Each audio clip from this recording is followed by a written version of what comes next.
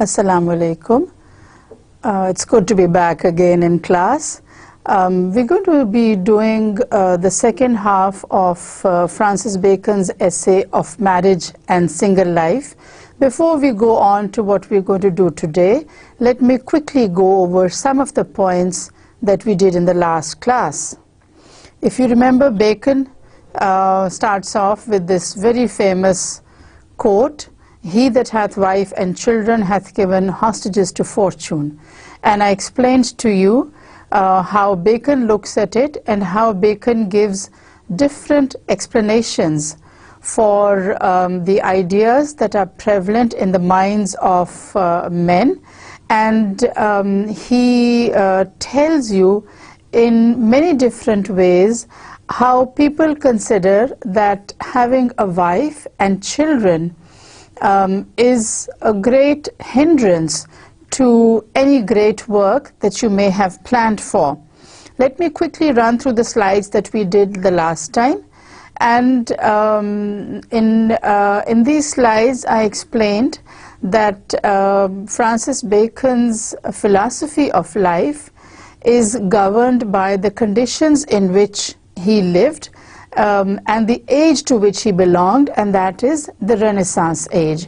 He served in the courts of Queen Elizabeth and of King James I, and as a seasoned courtier, he had certain points of view which were strengthened not only because he was a courtier, but also because he was a man of letters, a philosopher, and he dabbled into many different areas of arts and sciences in his day.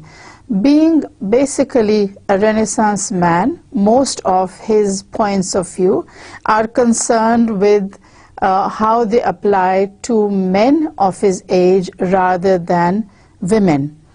And one of the things that Bacon emphasized, and which I pointed out in the last lecture, was the fact that he reiterates in many different ways how men who are unmarried or married men who are childless have always done greater work than those who were married and had children.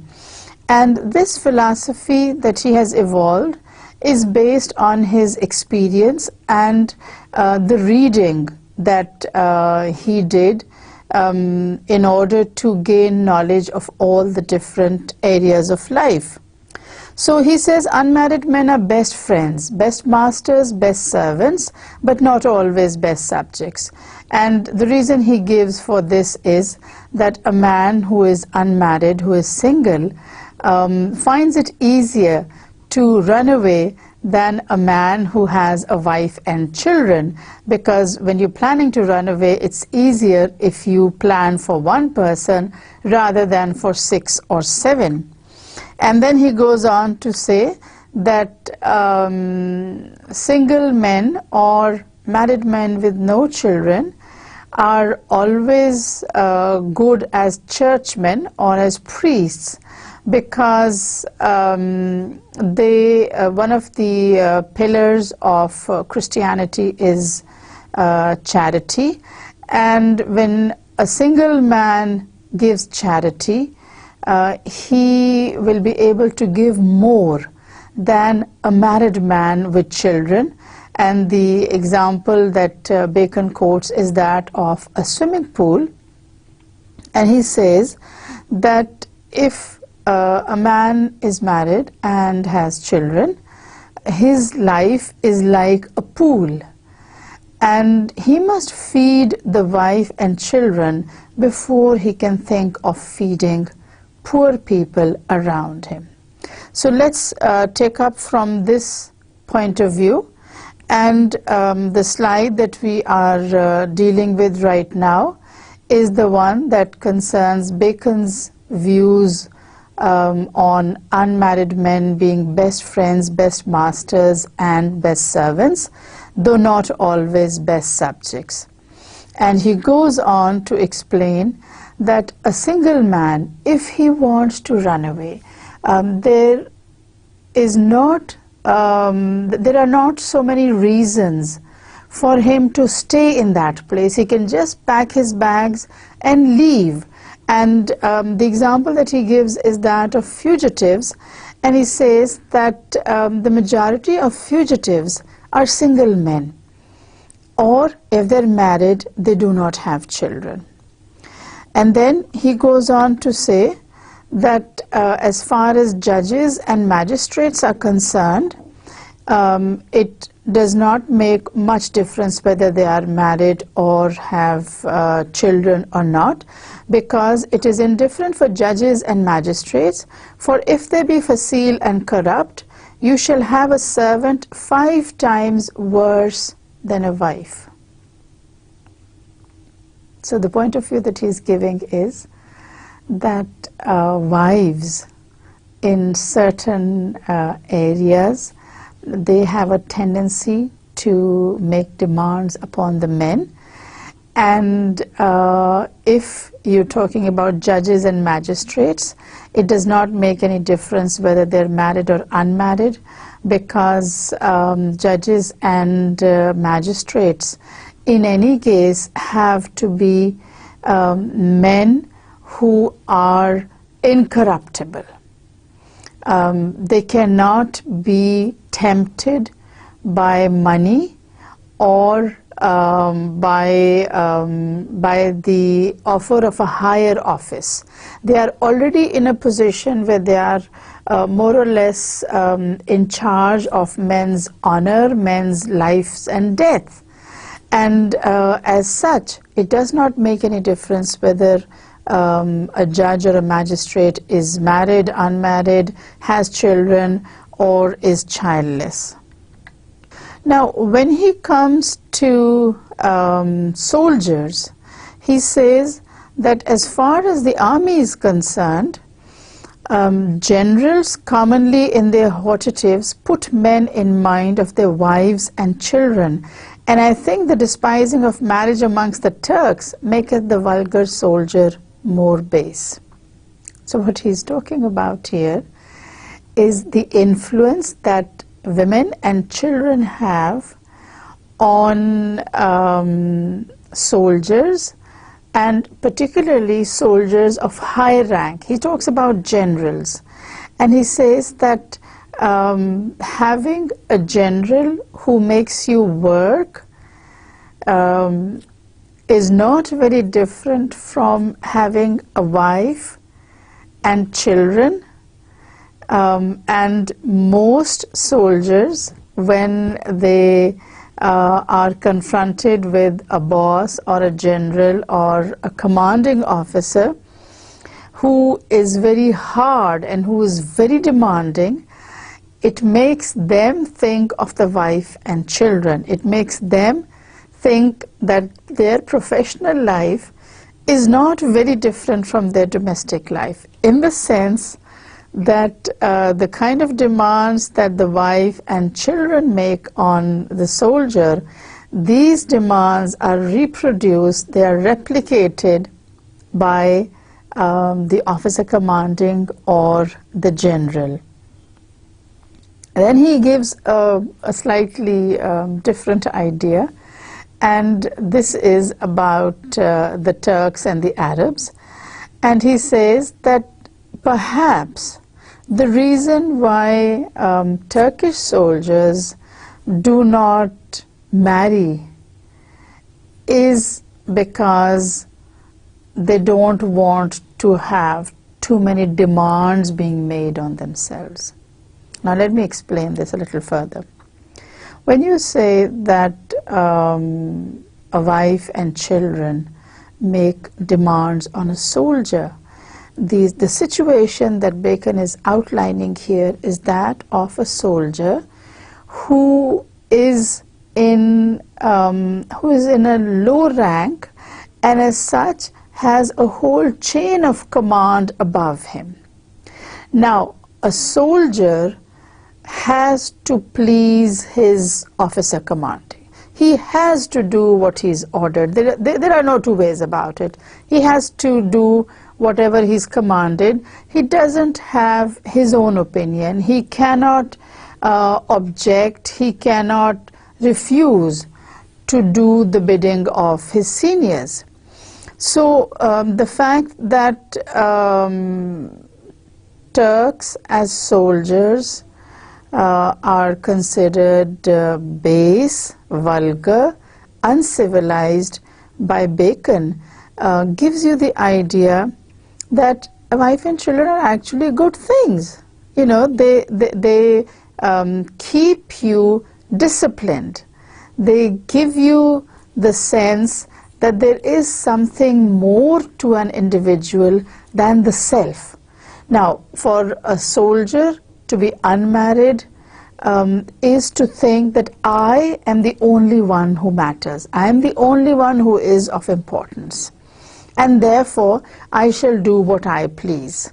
Now, such a soldier will not be as ready to take orders, as ready to obey commands as one who has a wife and children at home. Now, the concept is not very difficult to understand. When you have a wife and children, then you have people who are already commanding you, who want your attention and who want you to do things in a certain way. In the absence of a wife, a soldier has no one to discipline him. A soldier does not have anyone to command him. So having a wife and children is like getting additional training. It's training in addition to what you already receive in boot camp, which you know is the place where all soldiers are trained. And one of the basic parts, or one of the most primary ideas that are put in the minds of soldiers is that they have to obey their seniors. There are no two ways about it. Whatever orders they get, whatever commands they get, they have to obey them. There is no concept of disobedience in the army. There is no concept of questioning orders that have been received. And the reason is very simple. Orders are meant to be obeyed. Commands have to be carried out. Let me give you an example. If you have a soldier who does not obey orders, that soldier will be replicated, will be followed by all the others around him. And you know what is going to happen in an army where the soldiers do not obey commands? You're right. Chaos, confusion. Each person saying, I think this is how it should be done. Each soldier saying, no, this is not the way we should attack the enemy, we should take another route. When you have personal opinions, then there can be no unity. And what the army needs above everything else is unity. Unless you have 100,000 soldiers united under one general, you cannot hope to successfully lead the army. You have to have unity. And one of the basics of unity is obedience. You have to obey orders. There are no two ways about it. This is something over which you cannot argue. This is something that cannot be debated. So coming back to Bacon's point of view, he says that the despising of marriage among the Turks makes the vulgar soldier more base. Now, soldiers are termed vulgar, and let me clarify one point here, and that is that the sense in which Bacon uses the word vulgar is not the way or the sense in which we use it these days. We use it to mean something that is that cannot be related. But when Bacon uses this as an adjective, he's talking about the common soldier. He's not talking about the officers. He's not talking about those who have received commissions. He is talking about the ordinary soldier, the infantryman, if you want to term it that way. The vulgar soldier, therefore, is the common soldier. And let me also remind you that this is one of the places in which you see that language has developed, the English language has changed. The example that is given here is that of the word vulgar and base. The word vulgar in Bacon's time just meant common. So anything that was vulgar was common, was normal. It wasn't anything special. So he's talking about the Turkish soldiers and the fact that they don't like marriage because they don't want to have two bosses. You have a boss at home, that is the wife, and you have a boss in the office or on the field, and that is your commanding officer, that is your general. So having two bosses is despised amongst the Turkish soldiers. But then that does not make the Turks good soldiers, since they are not trained to carry out orders by their wives. Therefore, when they enlist, when they join the army, they do not make good soldiers. They have too many arguments, they break out into fights, etc., etc. And that is an example of how a wife and children are a kind of discipline of humanity. And single men, though they may be many times more charitable because their means are less exhaust, yet on the other side they are more cruel and hard-hearted because their tenderness is not so oft called upon. Now, here you have a slightly different idea that Bacon is presenting. And that is, let's go back to the previous two slides. He says that a wife and children are a way of disciplining humanity, and single men are more cruel and hard-hearted. Now, we all know that married men or men who have children are always softer, kinder, more generous, because marriage brings out the best in a man. And when a man has a wife and he has children, then he has a greater tendency to think about other people, to keep in mind other people's considerations, other people's likes and dislikes, before his own likes and dislikes. Simply put, it means that married men, and especially married men with children, are more kind-hearted, they're more generous, they're softer. Because marriage softens you, marriage makes you realize that another human being has demands upon you, and you have accepted the responsibility of providing financial stability, of providing physical protection to that human being who is your wife. Now that's one human being.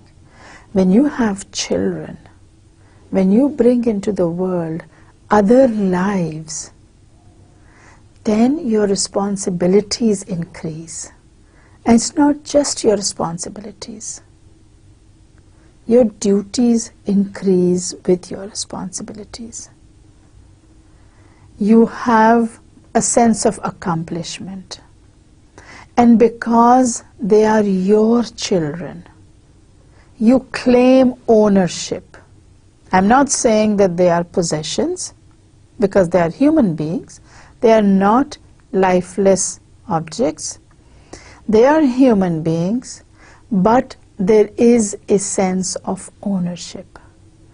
And this sense of ownership is shown in many different ways. It is shown in the way you provide physically for your children, that is, give the baby milk and food, whatever age group she or he belongs to. And then you are also called upon to provide clothing as is suitable for their status and as it is suitable for your status. And you have to provide housing as the infant grows to babyhood and infancy matures into childhood. You have to put the child through school. Once you put the child into school, your responsibilities increase manyfold. And with the addition of other children, your responsibilities continue to increase. So he says that a wife and children are a way of disciplining men. There is a way of putting order into a human being's life.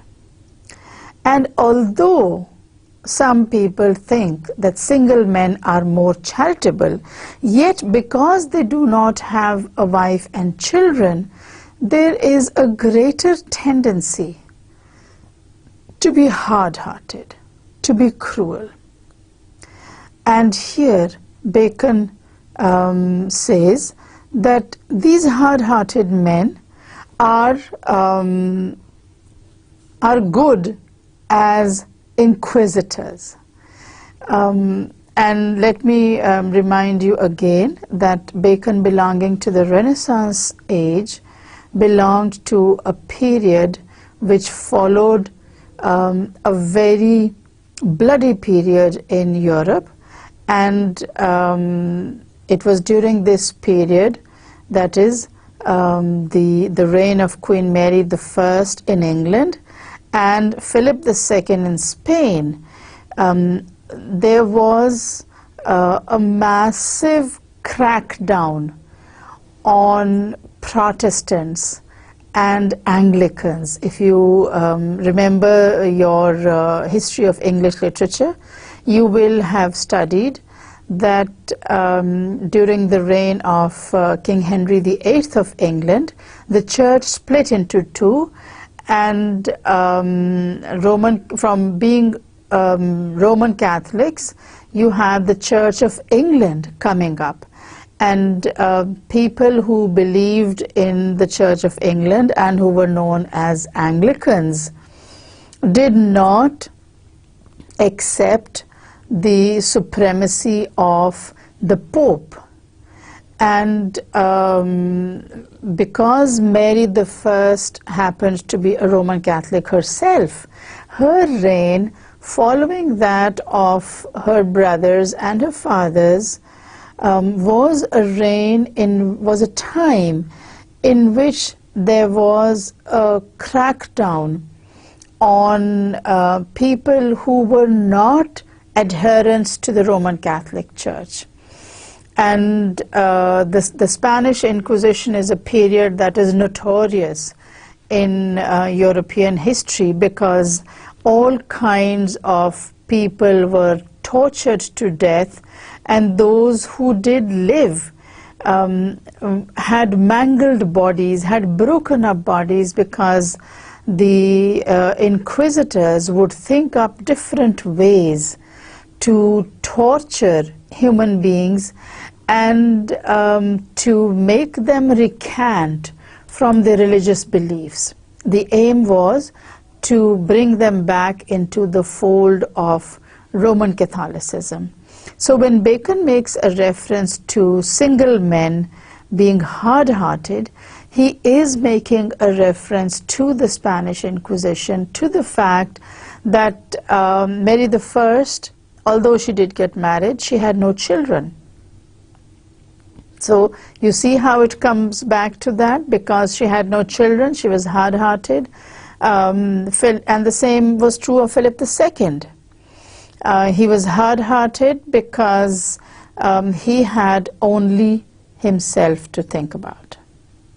Okay, so they're not as tender or as soft-hearted as men who are married and who have children. Grave natures led by custom and therefore constant are commonly loving husbands, as was said of Ulysses. And this the Latin phrase, vetulum suam pretulit immortalitati, is translated into, he preferred his old wife to immortality. Now the reference that Bacon is giving here, and which shows how deeply read he was in the Latin language, is a reference to Ulysses, who was, and I'll give you a bit of background to the story of Ulysses here. Ulysses was one of 12 men who wanted to marry the most beautiful woman in this world, who later turned out to be Helen, and many of you will know her as Helen of Troy from the movie Troy, or from so many movies that have been made on this topic. So when Helen of Troy was abducted by Prince Paris of Troy and taken to Troy, Helen's husband, King Menelaus, called upon the other 11 suitors to help him bring his wife back from Troy. And this was because when Helen chose to marry Menelaus, the other 11 suitors, and there were 12 of them, the other 11 suitors vowed that whenever she needed their help, they would be there. Now, Helen married Menelaus, she settled down, and the other suitors also ended up marrying different women, different princesses, because they were all princes, they were all of royal blood. Years passed, fast forward so many years, and Helen gets abducted, Helen gets kidnapped and taken to Troy. So King Menelaus called upon all these other suitors and said, all right, now is the time for all good men to come to the rescue. Remember that promise you made when I married Helen? You said you would swear to protect her honor. Now Helen's honor is being compromised, my honor is compromised. I call upon you to help me bring my wife back. So Ulysses, like a good king that he was, kept his word and accompanied Menelaus to Troy. Now, when the Trojan War happened and ended, all those princes, those who survived, went back to their own kingdoms, went back to their own states. While Ulysses was coming back, he encountered certain adventures, and these adventures are recorded by Homer, the blind poet, in his Odyssey, because Ulysses is Odysseus in Greek. So from Odysseus he makes the Odyssey, and this is a voyage that is full of adventures. During the years and years that Ulysses was away, his wife Penelope, who was also a very beautiful woman, had many people coming to the court and saying, Ulysses is dead, marry us. And Penelope kept on thinking of ways in which she could put off those men. She was a very faithful wife, she was a very patient woman, and she wanted to wait for Ulysses. In the same way, Ulysses, when he was coming back to his country, was trapped by many different what you'd call supernatural entities, and these were entities, or these were beings that tried to take him away from his basic purpose, and that was going back to his country, going back to his wife. And one of those, during one of those voyages, he was promised immortality if he would but stay. Now that is an idea that needs to be thought about. You have two things, and you have to choose one. On the one hand, you have a wife who is very patient and who is waiting for you, and who has been waiting for years. And on the other hand, you're being promised immortality. Now that's a very difficult choice to make. And yet, Ulysses made his choice, and he chose to reject immortality. He chose to reject everlasting life and come back to Penelope, his wife. And you know, when Ulysses came back and he saw all those suitors in court, he slew all of them. And so, of course, they lived happily ever after. And when we talk about Ulysses and his wife Penelope, we definitely talk about chastity, because Penelope is known as one of the most chaste women in history, since she managed to keep all these different suitors at bay, and yet she succeeded in any kind of confrontation. She did it in a very diplomatic manner, and let me tell you another story here that is often told of Penelope, and that is that Penelope started a tapestry, and she started weaving, and she would weave the whole day. And what she told her suitors, those men who wanted to marry her, what she told them was that the day she completed the tapestry, she would marry one of them. Now this is also known as Penelope's web, because a tapestry is woven just as a web is woven. But Penelope was also a very intelligent woman. She wasn't one of those dumb queens. She was a very, very intelligent woman. So what she did was, during the day she would weave at this tapestry, and in the night she would unravel everything, undo all that she had done during the daytime, so that in the morning that tapestry was still not finished, the tapestry was still not woven. So she had to begin all over again, and those suitors meanwhile stayed at her court waiting for that tapestry to be finished. So when you talk about chastity, Penelope, that is Ulysses' wife, is always a very important mention. And Bacon says chaste women are often proud and forward, and they presume upon the merit of their chastity. Now here he is talking about a different kind of woman. This is not Penelope. Penelope did not go around saying, oh, I am a very chaste woman and I am very pure. She was a woman of the world. She ruled the kingdom, but she never made great claims of her chastity.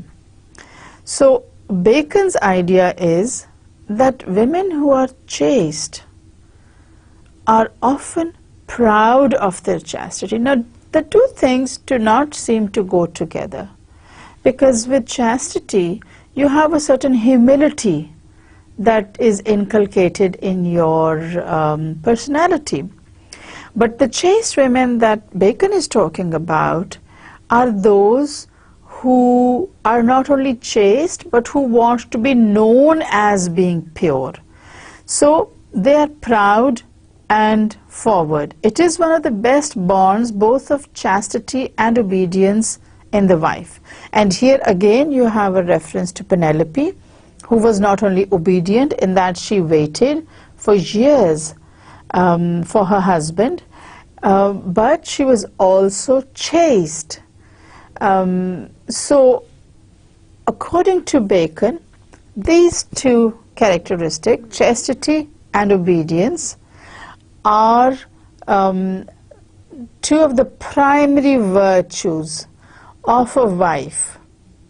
And Bacon makes a slight alteration to this idea, and he says that this is possible if she considers her husband to be wise. Now, wisdom is one of the most important issues here, because a woman will never think her husband wife if he is jealous of other men, if he does not like other men looking at his wife, and if he doesn't like his wife to look at other men.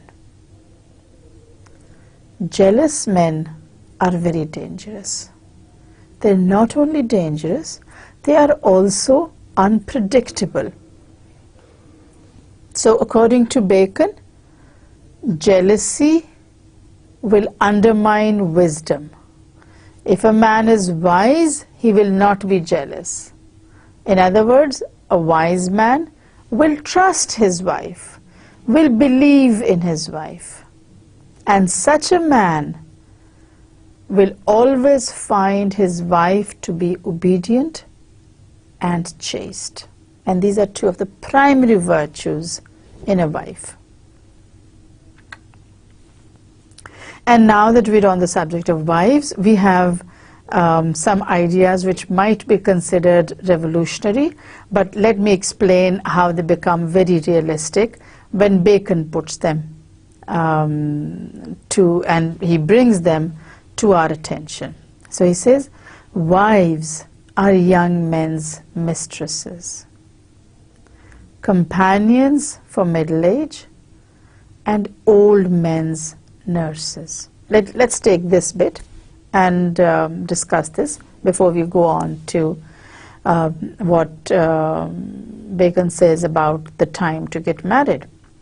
So wives are young men's mistresses, companions for middle age, and old men's nurses. Now, how does he arrive at this conclusion? A young man, when he marries, is full of devotion.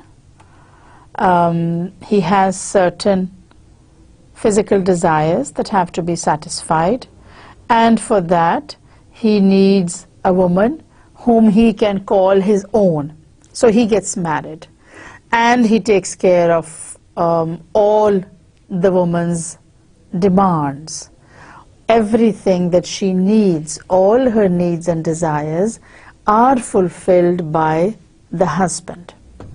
So that is one aspect. Now, when you reach middle age, when all those physical desires have sort of toned down, and you realize that that is not the only thing you want in this world, then comes the idea that you want someone with whom you can have conversation. So companions for middle age, you want someone who is with you and who shares the same interests, who has the same likes and dislikes that he has.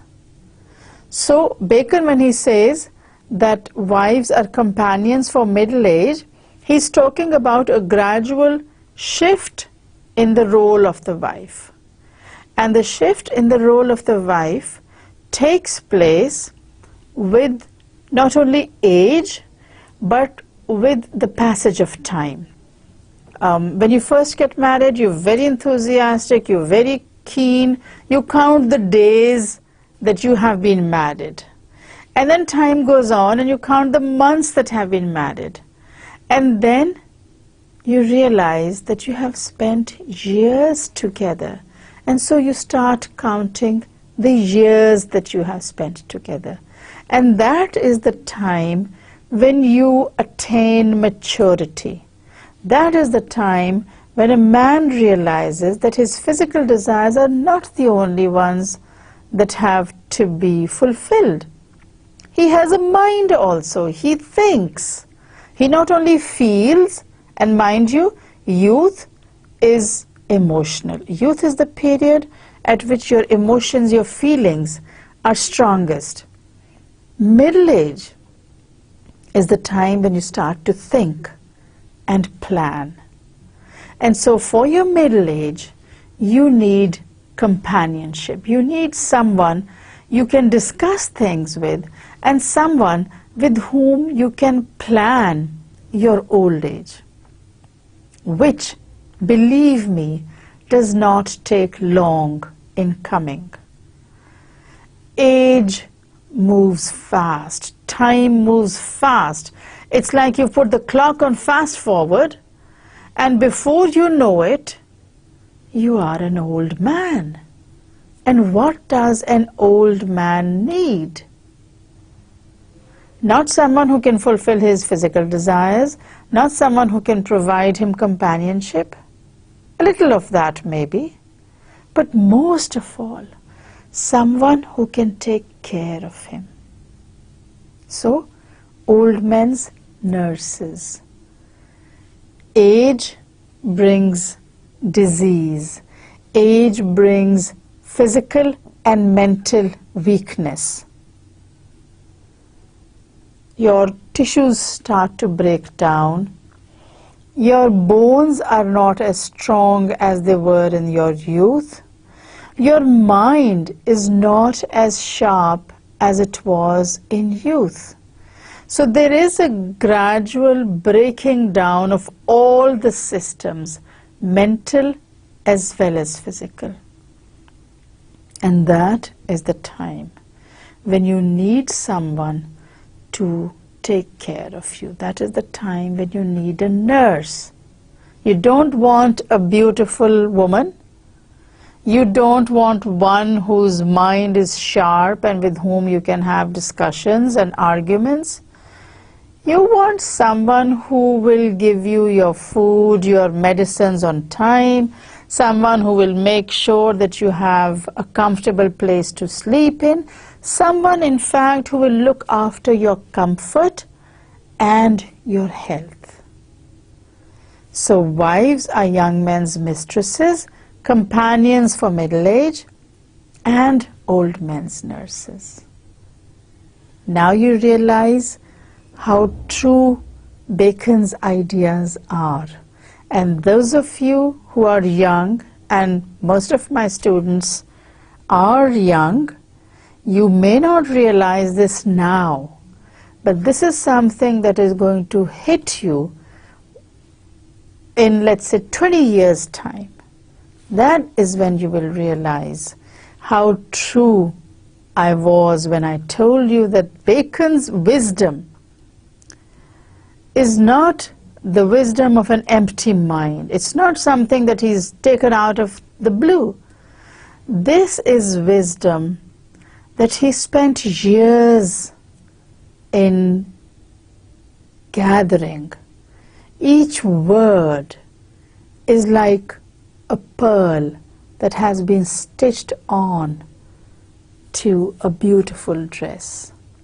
And when we talked about the different kinds of essays, if you remember, we talked about the expository essays. We talked about how there are types of essays in which a subject is discussed in great detail. And that's what Bacon is doing right now. That's how he deals with marriage and single life. He shows you that this is marriage and this is single life.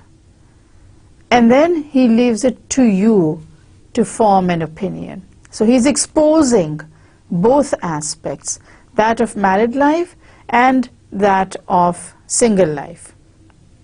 Let's move on. So as a man may have a quarrel to marry when he will, but yet he was reputed one of the wise men that made answer to the question when a man should marry. Okay, let me take you back to this statement. A man may have a quarrel to marry. Men might say they want to get married or they don't want to get married. That is not the issue here.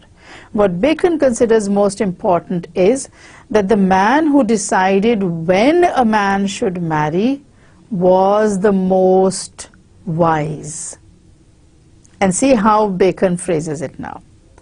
Now, the question is not whether a man should marry. Bacon has given you his ideas on that. All men must marry. And that takes you on to the question, when should a man marry? And listen to Bacon's answers. A young man, not yet. An elder man, not at all. Now, you might think that this contradicts what Bacon said earlier when he said that all men must get married. So what he's doing is he's exposing his ideas to you and leaving it to your judgment to decide what is right and what is good. So he says young men should not get married yet. That is, it's something that is not to be done in youth. It's not a decision that you make emotionally. You have to plan it out. An elder man, not at all. So, an elder man should not marry at all, because then the decisions that you make are either biased or your mind, your brain has become weaker and you cannot make the correct choice. And then he moves on and says, it's often seen that bad husbands have very good wives. Now how does that come to be? Bad husbands have very good wives. After all, the women may have chosen those husbands. Those husbands may have chosen those wives. If the husband has chosen the wife, he's safe because the wife is good. So what happens when a woman chooses her husband? Can she blame anyone if he turns out to be a bad husband?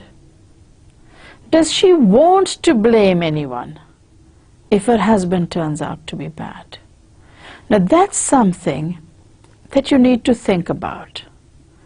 Let's see what Bacon has to say about it. He says, whether it be that it raiseth the price of their husband's kindness when it comes, or that the wives take a pride in their patience. Women are very difficult creatures, or at least that's what men say. And men say it because they have reason to believe it. One of the reasons is the reason that Bacon is giving here for good wives having bad husbands. You know, they always say that likes attract, and that is why if you have a good man, he will have a good wife, and if you have a bad man, you'll have a bad wife. But that doesn't happen.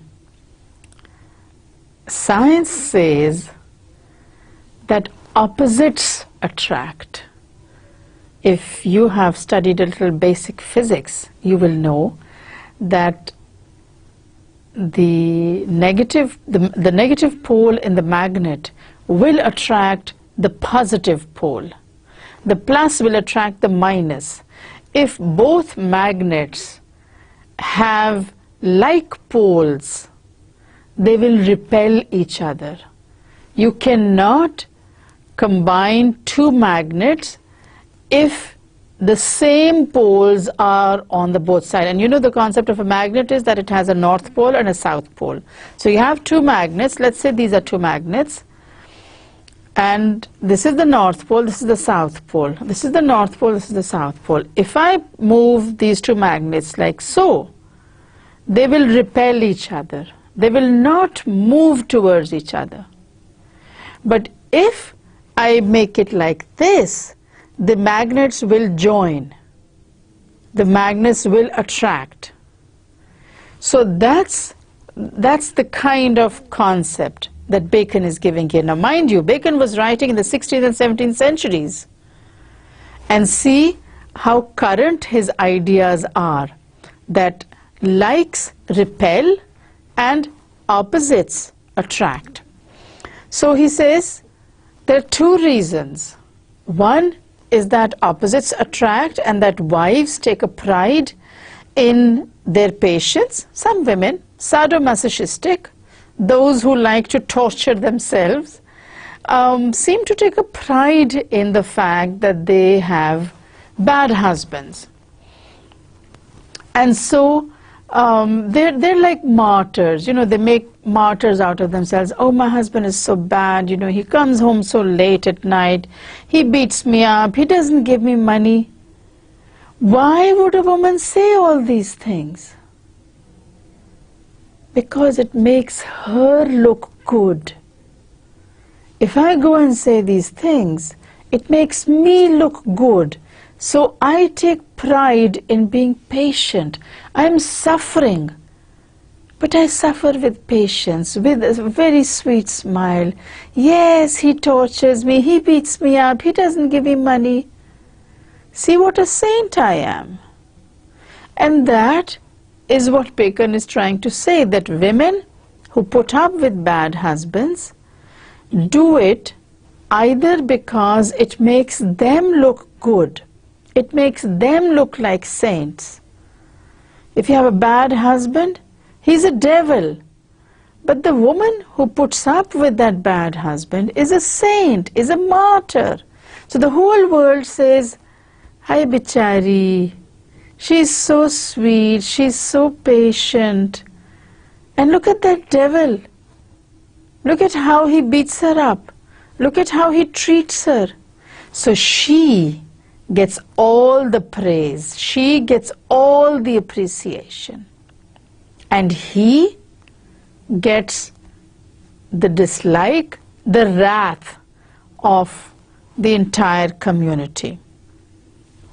So that's one reason. The other reason is it raiseth the price of their husband's kindness. When the husbands are kind, and remember we were talking about the bad husbands, when the husbands are kind, it is appreciated all the more. When they are sweet, when they are considerate, then that consideration, that kindness, that sweetness is appreciated more. It's like if there's no darkness, you will not appreciate light. If there's no cruelty, you will not appreciate kindness.